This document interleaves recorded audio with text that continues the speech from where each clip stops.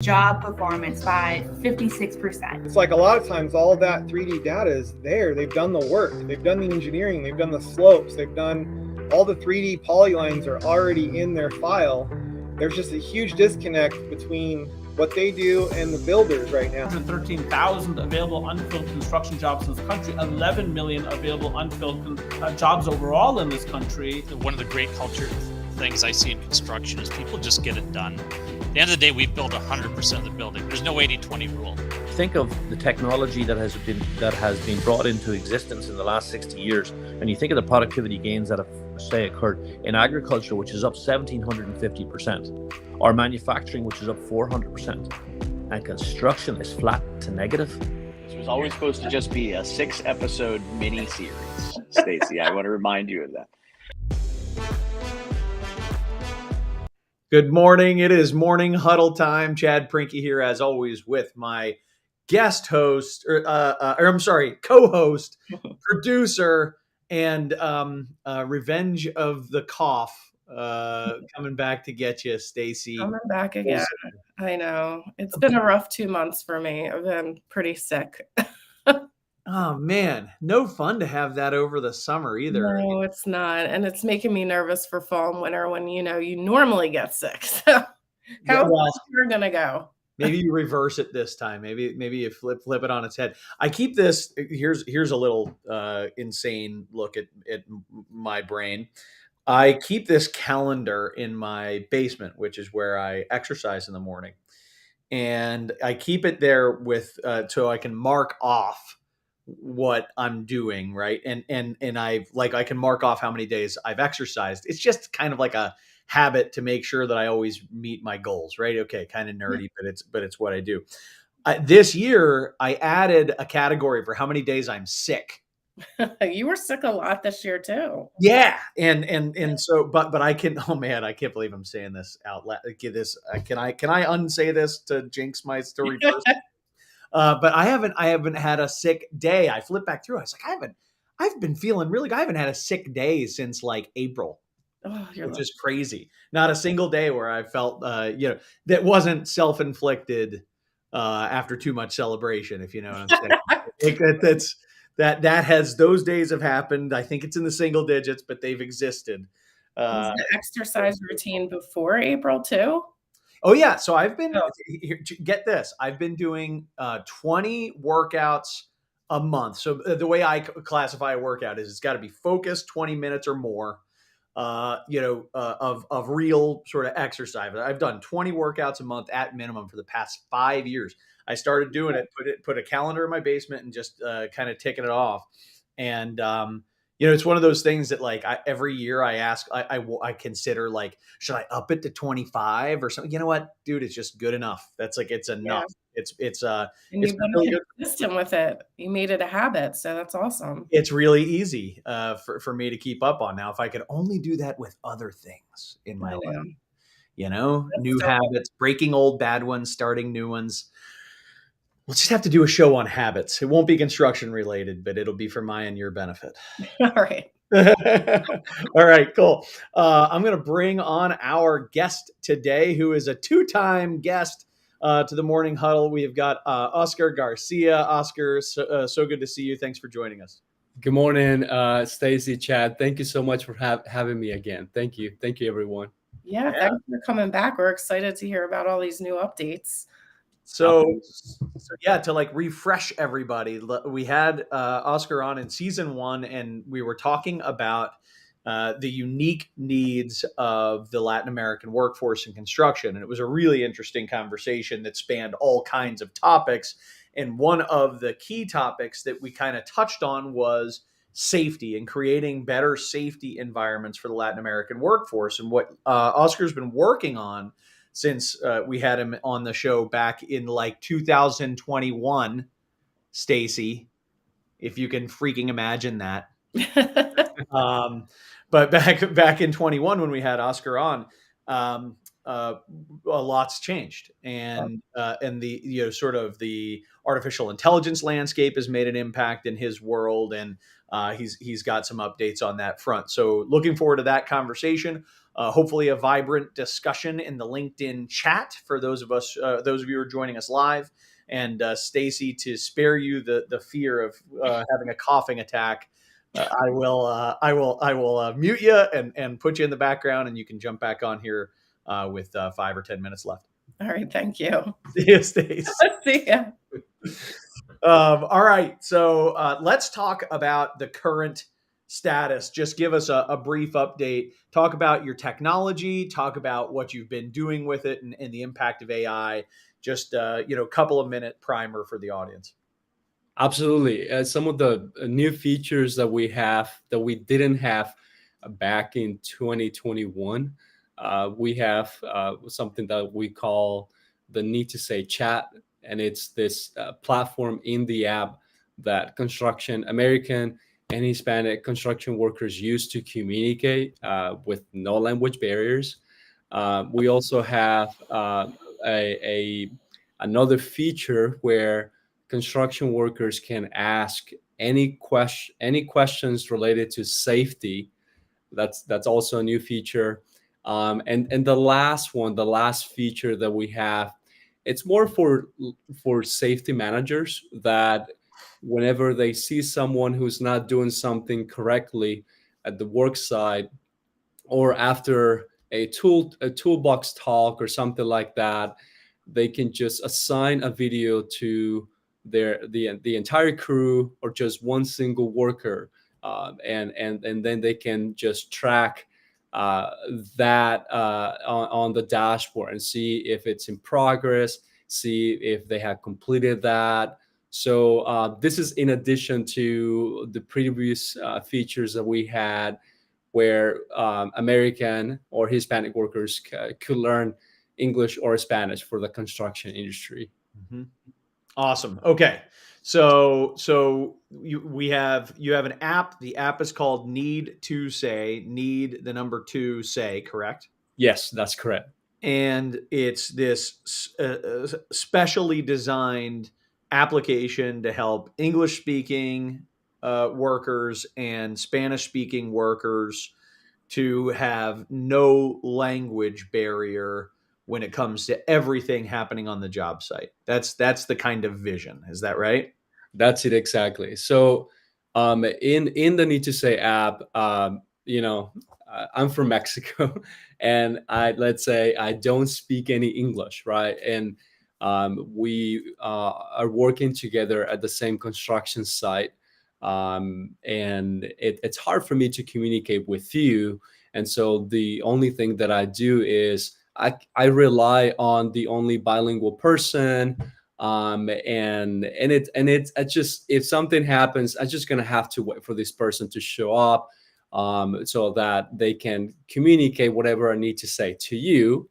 And so the Need to Say app solves this problem, because now I can communicate directly with you. So basically, I open the Need to Say app, there's a chat, and I can just send you a message, and you get the message in your native language. Yep. But what we have done with the Need to Say app is that when it comes to the translation of that message, we developed our own AI system.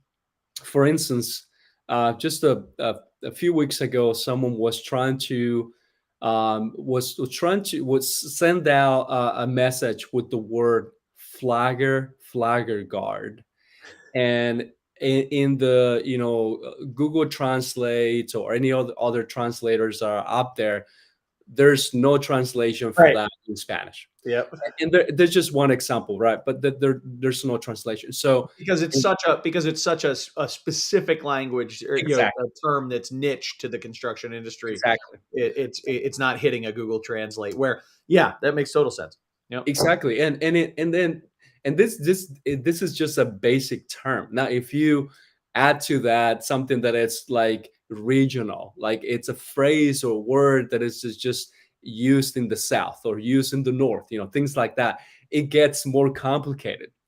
And so what we've done with the system is that we're teaching all of those, different, English or Spanish varieties that we have, because someone could be from Mexico or from Central America, South America, and they have a different way to call things, you know. And so we have to make sure that we're using the system that is teaching itself to provide just better translations.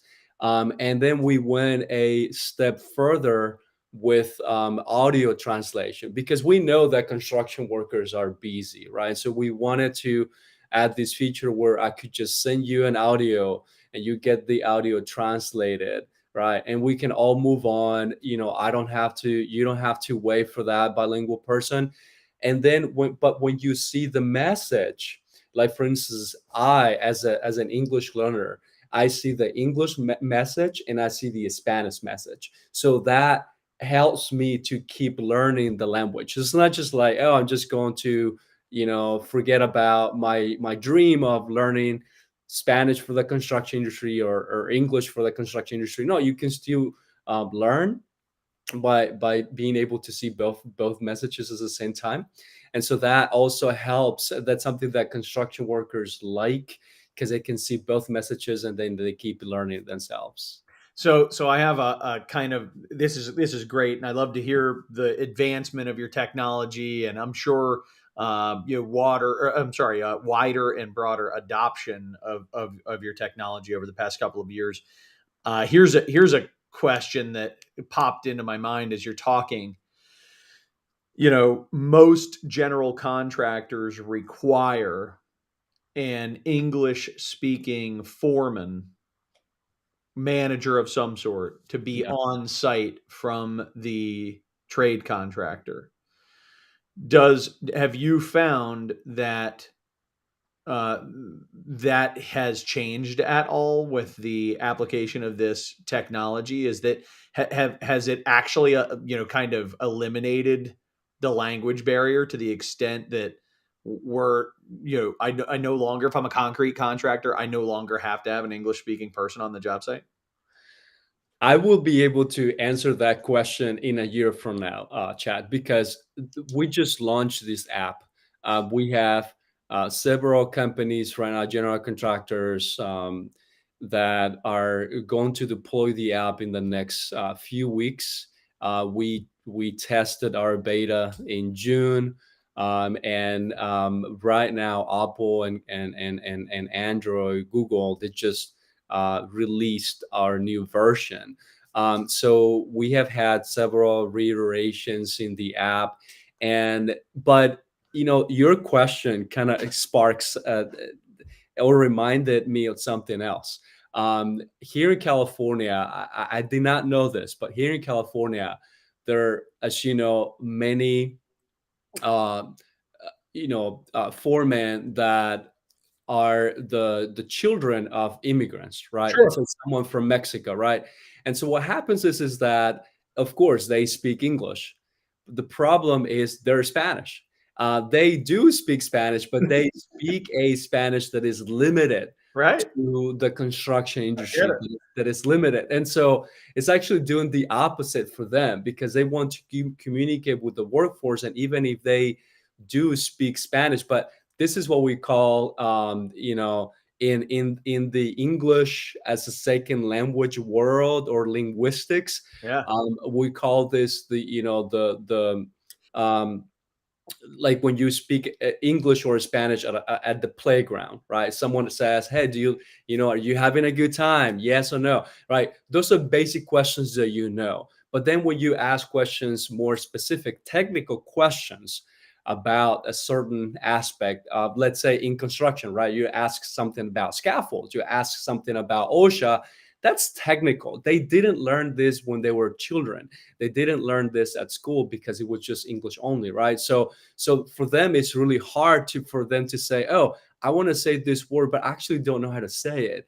I just know the basics in Spanish." So it's actually the opposite for them. So it's really interesting. It was something that I never thought that, a lot of these people that I thought that they were fully bilingual, well, it turns out that they're not fully bilingual. They still need to use the app. Yep, that makes sense. Yeah, I did not think about the language barrier with the foreman to to the field when that person is of Latin American descent. That's and of course, California is a very different. Didn't you correct me if I'm wrong, but didn't you also spend time in the construction industry in Alabama? Absolutely. We started in Birmingham, Alabama, and actually several of the companies who are going to go, with do the pilots, will do it in Birmingham. There's what we have a really strong network in Alabama. They have been super supportive of this, and so we're really looking forward to this. And in Alabama, you have it's just a different way when it comes to communication. It's different than California, different needs. When we moved to California, we thought, California, I'm sure the majority of the people are bilinguals. They're not gonna need something like this. I was wrong. I was in San Diego the other day, and the needs for something like this is just huge. I never thought about this. And again, it all goes back to that, right? They do know how to say what's your name in Spanish, but then when it comes to more technical things, it's like I don't know how to say that. I don't know how to ask that. So it's different. Yeah. And so I want to. This is not a prepared line of conversation, Oscar. You have the right to tell me I don't want to talk about this, but something that strikes me as I work with companies all over the country, and I think my exposure is very limited when it comes to the field. My field exposure is maybe 5% or less of the time that I spend with a company. I'm almost always focused on project management, estimating, and the executive suites, right? Yes. You're probably the exact opposite. You probably have a lot of exposure to the field. Yeah. Yes. That's what you. How would you describe the difference? What do you see that's most different between the way the construction labor force is set up in the Deep South, for example, as compared to California? What do you see as the biggest difference structurally? Because I have some theories, but I wonder what it's like. You know what? I'll help you because it's a pretty broad question. I'll tell you why I ask. One of the things that I perceive, and it could be wrong, but what I perceive is that on the West Coast and as well on the East Coast in the DC market, I can speak of very intimately. The labor force, is pretty much in two camps. There's the employed, the W-2 labor force that's works for the subcontractors, and the subcontractors are pretty large, sophisticated businesses that have the ability to do framing or drywall or fill in the blank, right? And they have that labor force as employees, and then the other is a subcontracted labor force that again gets hired by the framing contractor that goes to a subcontracted labor force that really is in my view almost exclusively undocumented labor. Yes. That a labor broker is willing to gamble and hire these people. You know what I mean? And say, whoops, okay, we got popped, and we'll open it. And it happens all the time. On the East Coast and West Coast. My perception is that in the Deep South, that the general contractor plays almost a little bit more direct line right to that labor pool, that there isn't as much of a separation between so on the East Coast, the general contractor hires the subcontractor hires the labor broker, right? My perception is that in Alabama, the general contractor may just hire the labor broker direct and kind of manage framing or manage drywall internally. Is that wrong? How do you see it play out? I see it play out as it's pretty similar to the East or here on the West Coast, where the general contractor hires the majority of their workers, in this case, Hispanic workers, through subcontractors. That's typically how it works. And for us, and when I started this chat, I did not know that I was coming up with a technology. I was coming up with something that general contractors, subcontractors, you name it, from big to small construction companies, they have never tried something like this. The all of the technology that has been developed has been for the either the safety manager, the foreman, and above. Yep. It has never, Yeah, not we haven't put technology in the hands of the in, workers. I in the totally. hands of the worker. No, in the Yep. hands of the worker, they have never done anything for the actual tray or field worker, and this is the first time. And we really had a hard time to figure out, okay, how are we going to deploy this? Because companies, their general contractors that have said to us, we don't care if they don't work directly for us, meaning if they work through subcontractors, we want to give them access to the app because we want them to be safer, we want them to be more productive, all these different things. And so we want to give them access, but one of the challenges is that they don't have any info about these workers. I mean, they don't have names, contact Right. information, and things That's like that. right. And it's like, That's right. how are we going to do that, right? And so we have to figure out a way where they can do this in a way that it's easy. They don't have to remember a password. They don't have to remember their email address or things like that. Right. The good thing, what they say about technology, right? Whenever there's something new out there, the biggest question is the timing. Is this the right time to have this, right? And so right now it is the right time because the majority of Hispanic workers, they have a smartphone. They know how to use a smartphone. They know how to download apps. Yep. They know how to Yep. do all the navigate all these different things. So that's a good thing. Here in California, it's no different. So I guess the children of immigrant, they are the ones who have the W-2, full-time workers and things like that.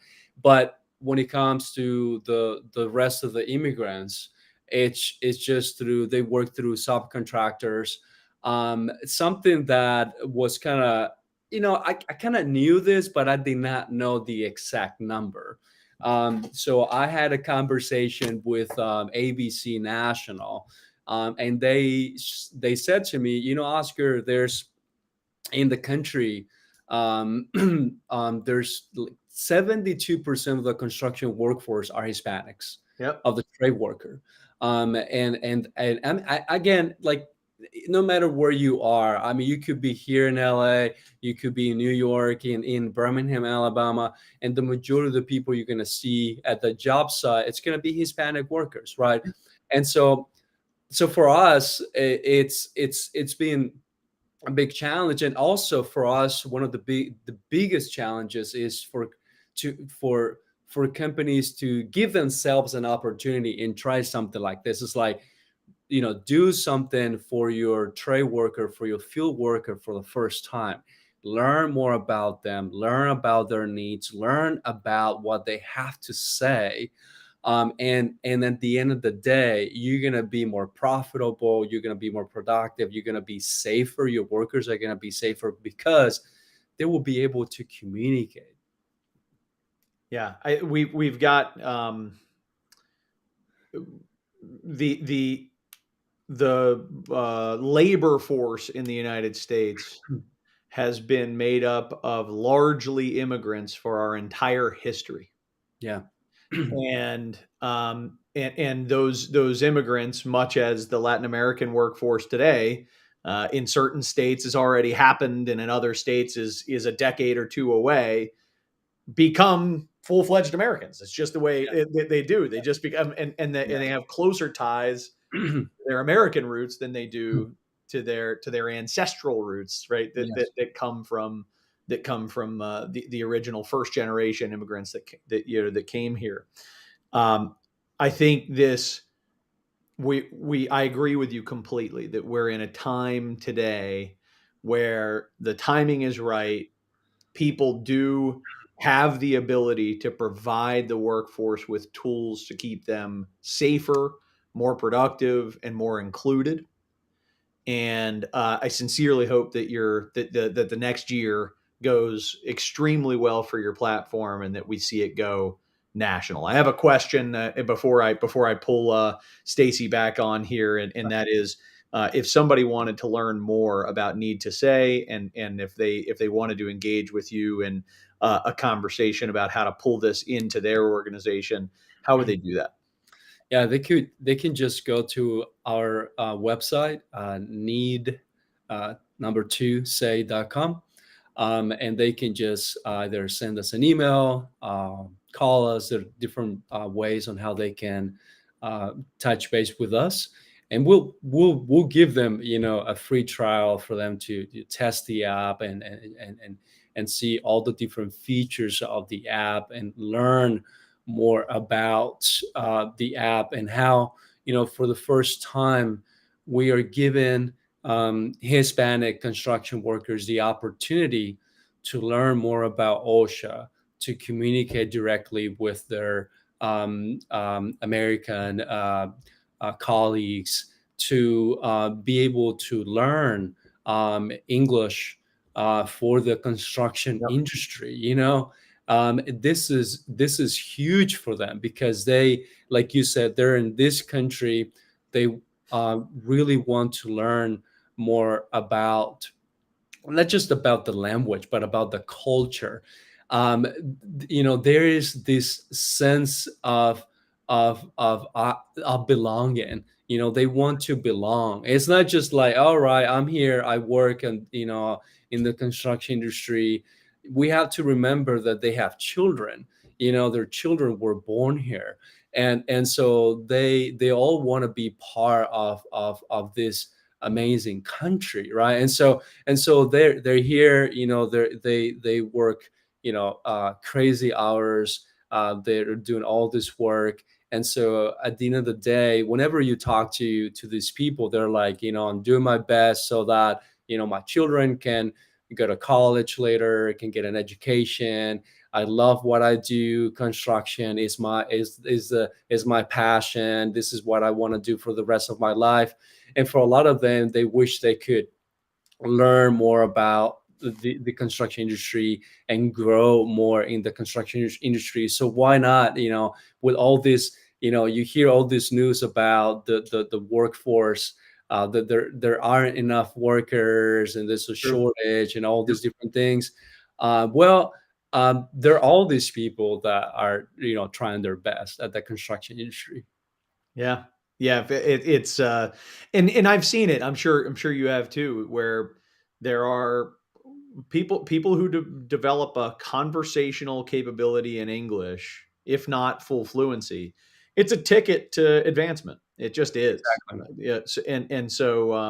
And I would say the opposite is also true for field management, that is native English speakers who develop conversational capability in Spanish. That's a ticket to advancement as well. There's a lot of opportunity both directions here, and I hope, you know, we see people continuing to meet each other halfway, Yeah. and you know, working as effectively as possible together, again, for better project outcomes, and most importantly, Yeah. There's a foreman from Alabama that I was at a construction site with him in Abilene, Texas, and he said, Oscar, listen, I wouldn't be here if it weren't for these people. I wouldn't have a job, the job I have, wouldn't have the house I have. And if I'm here, it's because of them. And for me to hear that from a foreman, you know, someone like him, I mean, it really, it was pure motivation for me to keep, you know, working on this technology, to keep developing, to say, you know, we're really onto something to help all of these people and the companies, just to again, not just to be safer, more productive, but at the end of the day, it's a win-win for everybody. Agreed. All right, Stacy, what kind of questions do we have? Yeah, I just wanted to make a comment. I was at a job site tour at NAWIC maybe a couple months ago, and there was it was all women job site tour, but there was a huge group of Hispanic women who were in charge of the concrete, and same problem. We had to wait for an interpreter. And so that was just a little frustrating because we all wanted to talk to each other and answer questions. And so your app would have been great for that group. Me and you talked offline a little bit about, excuse me, sorry, safety manuals and maybe like safety inspections and other documents where companies need, or even employment applications. I don't know where your app is with those kinds of things where you need everything in Spanish and in English so people can apply. Can you speak on that? Absolutely. So right now, what we currently have right now, if you go to the Need to Say app right now, so we have something where there's a feature where you can go and ask any question related to safety to OSHA, right? So at how to use scaffolds, or at what point do I need to use a handrail, whatever question you want to ask, right? Now, what we're working on right now, it's a new technology where the answers will come directly from the safety manual, from the company, from that specific general contractor safety manual. So that one of the big problems that we have right now with the internet right now, or search engines or ChatGPT, you name it, the problem right now is that the answers that you get, they're not vetted. They cannot tell you this is accurate, this is correct, this is actually what OSHA says, so this is what the company safety manual says about this. The problem that we're solving is we call this the classifier. So you will ask the question, and then it's going to go through the classifier, and it's going to take your question either to get it from the safety manual, or get to get the answer from the safety manual, to get the answer from, if it's just a general question, it can go directly to the internet. But it will come back and give you the answer, and it's going to be a verified answer. It's going to tell you that it comes from your program safety manual, right? So it's going to show you that. And the questions could be in any language, of course. But what we're working on, it's something really good for companies, because typically safety manuals are 400 to 500 pages, right? And then it contains all this super important information in case of an emergency, if you just want to learn more about OSHA, or even sometimes just want to learn the procedure of something that you're doing. But it's more about those 500 pages are often more about protecting the company against legal action than they are against actually protecting the people. And it's not that information isn't available, but I think that's probably where you're headed. Exactly. That's it. Exactly. And it's like, wouldn't it be awesome to give your workers access to all of that information that can make them safer, that can make them more knowledgeable about the work that they're doing. I'm gonna be speaking at Fresno, in Fresno, California on Thursday, and I said to myself, I should probably look and see what kind of accidents they have in Fresno, so I can kind of be more speak with real examples from their community, and there it was, a ton of accidents.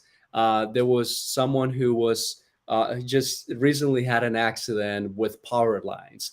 They were using a certain equipment, and it touched the power lines, and it's a lot of this. Again, it has to do with because of the lack of knowledge of, if I'm going to use this equipment, I need to pay attention to this, the power lines, to all these different things, all these different aspects. And, people, they, some of the construction workers of the Hispanic workforce, some of them, very few of them, have completed OSHA 10. Very few.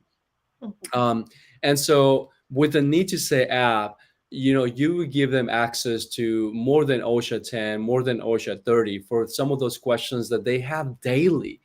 Daily questions that is like, I just don't know, like if it's a measurement, if it's whatever, you can just ask the question and just be more, have a better answer, so that you can you can make better decisions day to day at work. So that's basically, what we're doing, what we're working on with this new technology that we have in the app.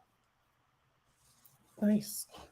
I think that's all I have, unless you have any more questions, Chad. No, I'm just excited to see where things go with this technology. I sincerely hope that some of our audience reaches out to you to explore this further. I think the more opportunity you get to put it into practice, the more practical it will become. And I think what you're doing is it's a good thing for the industry overall, and a good thing for all those human beings that give their lives to the industry and give all their energy, to create a better environment for them, period, and for everyone. So best of luck, Oscar. Please be in touch. Keep us posted on your progress. Hopefully we'll have you back here in another year or so, and we'll hear some awesome things. Thank you, Stacy, Chad. Thank you so much for having me. As you know, it takes a village to develop, to build something like this. I really appreciate your support. And again, we're really, we're passionate about this. And part of my passion comes from my dad. He was an immigrant, came to this country, spoke no English, and I saw firsthand how difficult it was for him to communicate, to keep his job because of misunderstandings, because of injuries, because all kinds of different things. And I said to myself, at some point, I want to do something for for people like him, right? So it feels really good to do something like this because it reminds me of him, of my dad. And I'm thinking, I'm sure that a lot of people will take the advantage and see the benefit in this. And my hope is that general contractors, companies in general, can see this and see it in a way that that at the end of the day, the benefit, it will be for them as a company. Because again, if you have workers are doing the right thing, you have workers that are informed, workers that communicate whatever aspects are, whatever is happening, you're just going to be a lot better in any project. Whatever you're doing is just going to be a lot better. Well, when what you are doing is not just good for one group, but good for all groups, it should take off. So all the best, Oscar. We'll see you soon. Thanks for having me. Thank you. See ya. All right, Stacy, I'll keep this quick. Oh, there it was. I knew a cough was coming. Trying so hard to hold it. I knew. I could see. I was like, it's okay. I've been there. I'm sure be there again here, not in the not so distant future. So join us next week for the same time, at the same time for episode 57. It is with my good friend Brett Harton, who's going to be on talking to us about developing future construction leaders. He's got a really cool personal story of his journey of coaches and mentors and maybe not so good leaders that he also got a chance to learn from along the way, and that helped to shape him. And we'll just be having a really interesting discussion that I think is relevant to everybody in the industry. How do we develop more leaders? And if you're an up and coming leader yourself, maybe some ideas and tips for ways that you can accelerate your growth and do so in a way that positions you for promotion. Yeah. And as always, email us to be added to our weekly mailing list. Reach out to Stacy H at steeltoecom.com. Stacy will get you set up, and our mailing list continues to expand with people who are just trying to stay in the loop and not have to search for that invite on LinkedIn if they want to join live. So, Stacy, anything else before we jump? No, I think you covered it all. Thanks for covering this. Doing a little more talking today to keep you from, yeah. Hopefully next week I'm a little bit better. Hey, that's what we do. We cover for each other, Stace. All right. Talk soon, everybody. Have a great day. Yeah, have a good one. See ya.